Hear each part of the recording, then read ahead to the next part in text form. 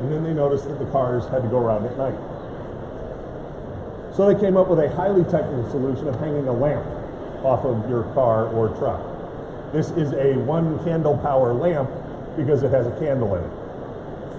Right? Over time, you added sealed beam headlights, and then as sealed beam headlights proved to be not quite good enough at lighting up the light, you had halogen headlamps, which is where we were 6-7 years ago. All right. One thing all of these lamps have in common is that they are incandescent bulbs. And incandescence simply talks about the way they produce light. They heat something up, it gets hot, and as part of that getting hot, it emits photons and produces light. All right? So you'll notice a couple of things for the snow and ice industry. They get hot, they produce light. All right? Well, the next evolution, LED headlamps, right, uses a different method. It's called electroluminescence, and I'll get to it, but it does not produce heat. One of your first concerns as a snow and ice professional is that you need to have heat because you're driving around in snowstorms. All right, so you'll notice there's a big space over there to the right of the LED headlamps. I don't know what's there. Something's going to come. All right. Nobody, when they came up with sealed beams, thought sealed beams were the end of the evolution of the headlamp. Nobody who came up with halogens thought that was the end. And I guarantee you, LED headlamps are not the end. Somebody somewhere is going to come up with something that works better than an LED, and you're all going to have to go out and modify your trucks again. And we're going to have to start figuring out how to make it work again. All right, so that covers sort of how did we get here. All right, well, how do LEDs work, and why is that important to a snow and ice contractor? All right, well, LEDs work basically by putting a diode between an anode, the post, or positive, and a cathode pole of a small circuit, right? And as it jumps across, there's a semiconductor at the center of the anvil, all right? And when that semiconductor has a current applied to it, it conducts electroluminescence. Basically, at a very high level, electrons jump orbits, and as they come back, they emit photons. All right, and those photons come shooting out of the diode. All right, so how does that work? All right, well, the features and benefits of the lights are as follows. First, LEDs are considerably more efficient than incandescent bulbs. They produce many more lumens, which is a measure of electrical or of light illumination, than incandescent bulbs. They produce up to 2 times the amount of lumens per watt than an incandescent bulb. And the efficiency of the fixtures is not affected by shape or size, unlike fluorescent light bulbs or tubes. All right? And what you can see here is a LED low beam is considerably more illuminating than the equivalent low beam halogen in the same spot. Ditto with the high beams. All right? The illumination area is roughly the same because that's a matter of the pattern, although you can tune them. I'm going to get into that in a minute. And again, because it's lighter, it shoots further down the road on a high beam. These are 2 of the things that make it very attractive for a snow and ice professional driving around in the middle of the night, which is when all snowstorms happen. But the low beams also have an extra advantage in that LED lights can be very precisely tuned. So where a halogen headlamp will scatter and you'll get a lot more light off of the snow around you, an LED bulb in general, if it's well adjusted, will keep a lot of that light out of that snow and will keep it down below the horizon, and therefore you don't get as much sort of glare and scatter off of stuff. Some other advantages. Activation time. LEDs light up very, very quickly. All right, a typical red indicator LED on something, a piece of electronics, for example, will achieve absolutely full brightness in under a microsecond. So the minute you turn them on, bang, they're on. They fail very, very slowly. They mainly fail, by the way, by dimming over time. All right. In the industry, they set the standard for failure at 70% of light from the original point. When you're at 7%, that's when you fail. All right. If you've been paying attention, you know that an LED light is considered a failure when it's still emitting about half again as much light as a halogen. Right. If it's 2 times to start with and it fails at 70, it's still producing more light than a halogen bulb. All right. And when does it fail? It fails basically at about 50,000 plus hours of continuous use. And if you pull out a calculator, that's 5.7 years. That's turn on the light, walk away, come back half a decade later, and it's still on. So for a snowplow, that means that basically you don't have to replace bulbs. You don't have to get inside the casing, which is good because you can't get inside the casing. And that it also will not, tends not to die. So you won't be, it's basically a fire and forget. It also is shock resistant. LEDs are more, by being solid state, are much more immune to jars, breaking, and so forth. All right. What does that mean? That means that when you do a trip event, you're less likely to knock out a bulb because there's no bulb to knock out. It's a diode. All right. So, the other advantage of LED lights is a focus, and this is sort of an example of when you know what you're doing. The solid package can be designed to focus light. All right. So, incandescent sources are point light sources. They emit light in all directions, so you have to have a reflector that picks up light from all directions. All right, that's a reflector.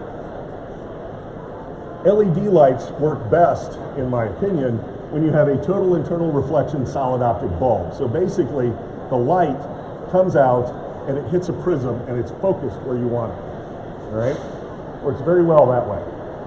One of the dangers of LEDs is to think that somehow an LED bulb is the same as a halogen bulb or is a point light source. If you put an LED bulb into a reflector designed for a point light source, what you get is a much more highly directional beam, and it doesn't get out to the edges. It doesn't get scattered properly, and therefore it actually shoots light places you don't want. All right. One of the ways in which an aftermarket bulb tends to be non-compliant with FMVSS 108 is by shooting light far too far above the horizon. One of the laws about how 108 works is on low beams, in general, the hot spots have to be considerably below sort of a nominal horizon, or you're shining lights into oncoming traffic's eyes. However, as with all technologies, LEDs have some disadvantages. All right? They have some concerns you have to manage. All right, number one, remember how activation time was an advantage? Activation time is also a disadvantage. All right, a lot of automotive manufacturers, a lot of electronics use something called pulse width modulation to manage the voltage in the system. All right, and what that means is basically the cycles in the system are turned on and then off over and over again. Incandescent bulbs, you'd never notice that because they don't get cool enough to stop incandescing. LEDs will flicker. If you're not careful about what you're doing and matching your cycle times, your LED light bulbs will flicker on you. All right. In particular, by the way, Dodge Rams have a pulse width modulation after about 2013 that cause LEDs to flicker. Again, as I said before, it's an area light source. It's not a point source of light, and it does not give spherical light distribution. Therefore, you have to use a bank of LEDs, and if you look carefully at all OEM LEDs, you'll see a bank of LED lights, and each one of those elements is producing a light for a specific part of the light pattern. It's very good, but it does require anywhere between about 6 to 10 or so LEDs to get a full pattern. And remember how I said the heat thing? Use in winter conditions for us is an issue, right? You are not producing. Actually, LEDs produce plenty of heat just in the wrong spots. On the back of the circuit board is where they produce their heat, right? So you get a bunch of heat that you have to get rid of, and at the same time, in front of the lens, you need a heating element. And you have to have that. So, what I'm going to talk about now is how to integrate them into vehicles for snow and ice manufactured people, all right? They frequently have different operating conditions, voltages, and reaction speeds from incandescent lights. Remember how I talked about the pulse width modulation, all right? So they can send signals to the truck controller area network that causes, in a technical term, the truck to freak out. All trucks are computers. They have a set of limit tables, and the LED lights, if you install it in a truck that has halogen lights, they're looking for halogen light voltage levels. They're looking for halogen light amp draws. They're looking for halogen light behaviors, right? The LEDs are not giving that, so you have to turn around and give that back to the truck. Snowplow manufacturers know how to do that. We've been doing it for years because everything a plow does looks to the truck like a fault. Truck systems can and do frequently send signals the LEDs have trouble handling, all right? That's the reverse problem. The truck says, light up with this voltage, and the LED goes, I don't know what to do with that. Or the truck says, turn on and off and on and off and on and off, and the LED does it, and then you get a disco effect on your light. That's not good. Yeah, and as I said, RAM has some pulse width modulation issues. It's not really an issue, it's just that RAM uses pulse width modulation to manage the voltage load in their trucks, and as a result, you have to be mindful of that if you plug an LED in. So, since most trucks currently have high trim levels with both LEDs and halogens, you have to integrate your system with both, right? So a halogen bulb on an LED OEM truck has to account for those differences. Vice versa, same thing. The good news is that plow manufacturers routinely deal with all these issues. It's one of the reasons it takes us some time after a new truck model comes out to actually approve a plow for the truck, is because we're working through all of those issues. All the major manufacturers know how to do this. All the major manufacturers do this. It's what we do. For this you pay us, right? That's aftermarket lights usually don't, and certainly the ones you get on the internet almost certainly don't. All right, they are not going to operate properly on your truck. You'll get LED lights, and if you're lucky, and the truck is behaving properly, you can get an aftermarket bulb on there. But it's a gamble. It's a crapshoot. All right, aftermarket bulbs are even worse. I almost guarantee you, if you take a bulb and plop it in a reflector headlight, you will be illegal going down the street. All right?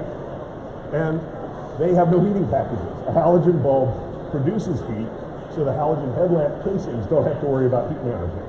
All right? With the LEDs, you will ice up your headlamp. All right.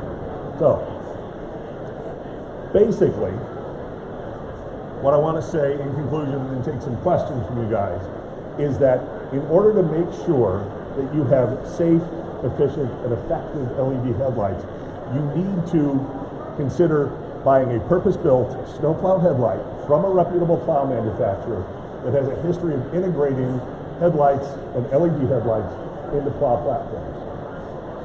Does anybody have any questions at this point in time? Yeah.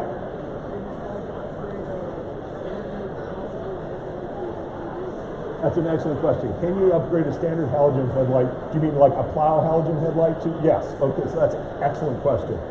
Yes. And most of the major plow manufacturers, I can certainly tell you Western has set it up so that if you have a system, right, that can run a halogen and it's approved for LEDs, it will also work with that LED. When we launched our series NIGHTHAWK headlights, we set ourselves a goal of reaching back to 2008 and forward.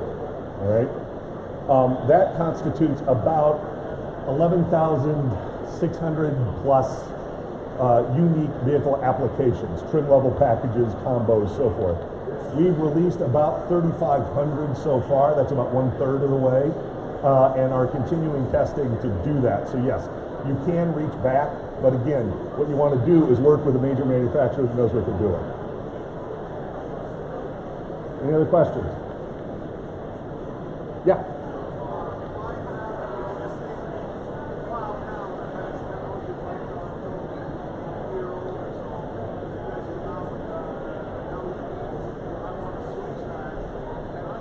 Yeah, absolutely. So if what you're saying is, can you bring the halogens back and at no charge get new ones? No, but you absolutely can retrofit a set. In fact, most of the companies, and again, I know for a fact, we and a couple of our major competitors have retrofit kits. You can buy the retrofit kit and plug it into your plow. And certainly the very recent ones, everybody's hitting those applications. Yeah. Yeah. Come on, you gotta be curious. All right. I appreciate you giving me your time, and thank you. And remember, when you get